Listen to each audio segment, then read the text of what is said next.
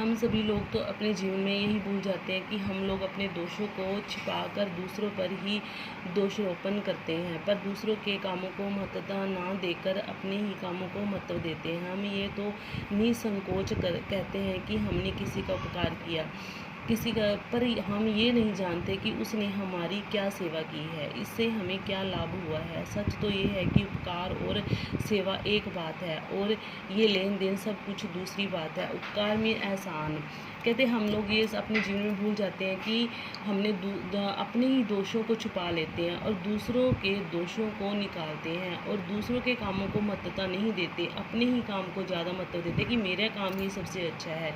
हम ये तो निसंकोच बिना किसी संकोच के कहते हैं हमने किसी पर एहसान किया, परंतु दूसरे जो हमारे ऊपर एहसान करते हैं तो हम वो भूल जाते हैं।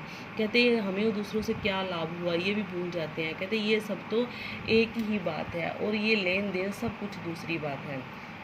मच्छियों की स्त्री ने जो कुछ भी किया ये ठीक ही किया था।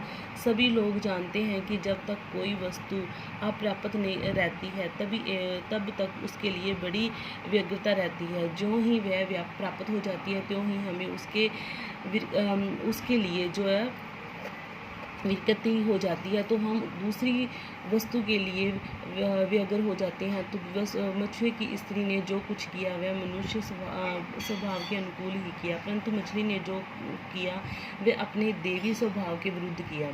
उसे तो दया करनी चाहिए थी, उसे उसके उपकार को ना तो भूलना था। राजा बनाने के बाद उसे एकदम भिक्षु बना देना कभी उचित नहीं कहा जा सकता। यदि मैं मछुआ होता तो उससे कहता, देवी मैंने जब तुम्हें जल में छोड़ा था तब तो मैंने ये नहीं सोचा था कि तुम मुझे राजा बनाओगी।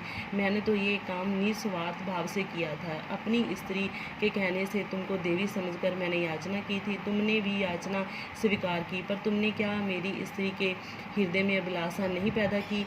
क्या तुमने उसके मन में ये आशा नहीं उत्पन्न कर दी कि मैंने तुम्हें उसके लिए सब कुछ कर सकती हो? ये तो अपनी पहली स्थिति में ही संतुष्ट थी।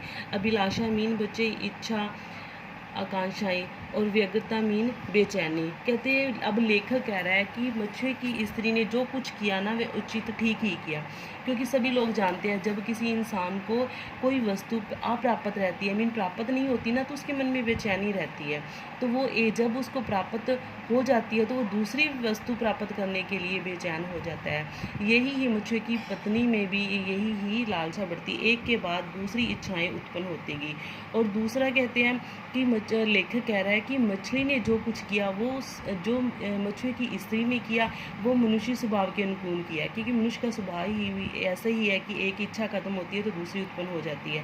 परंतु जो मछली ने किया वो देवी स्वभाव के विरुद्ध किया, क्योंकि देवी इस तरह से कभी भी नहीं करती।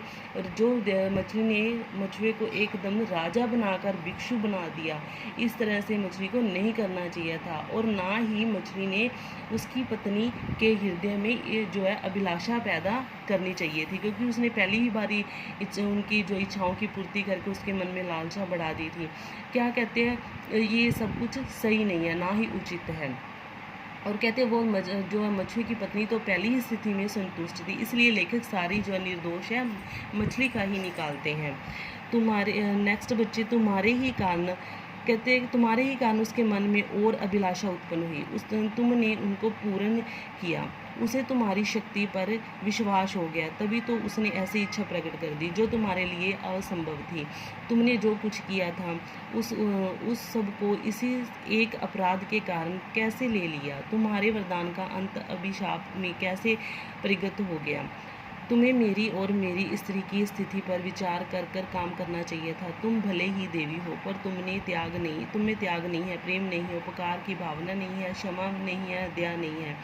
अब लेखक कह रहा है कि तुम्हारे ही कारण ये सब हुआ। कहते हैं मन में कई इच्छाएं उत्पन्न कर दी, तुमने पहले ही इच्छाएं इतनी सारी उत्पन्न कर दी, और जो है अगर उसने जब बड़ी इच्छाएं की पूर्ति की जो तुम्हारी शक्ति से बाहर थी तब तुमने क्रोधित होकर उसको जो है जो है अभिशाप दे दिया। तो कहते तुम्हारे वरदान का अंत अभिशाप में किस तरह बदल गया, और तुम्हारी कहते उसकी स्त्री कहते पहली स्थिति में सही थी, और कहते तुम्हें ये विचार करना चाहिए था, भले ही तुम देवी हो, तुमने कह देना चाहिए था कि जितना है तुम्हारे पास उसी में संतुष्ट हो। कहते तुम देवी तो जरूर हो, लेखक कह रहे हैं ना ही तुम में त्याग की भावना है, ना ही प्यार की, ना ही एहसान की, ना ही माफ़ करने की, और ना ही दया की।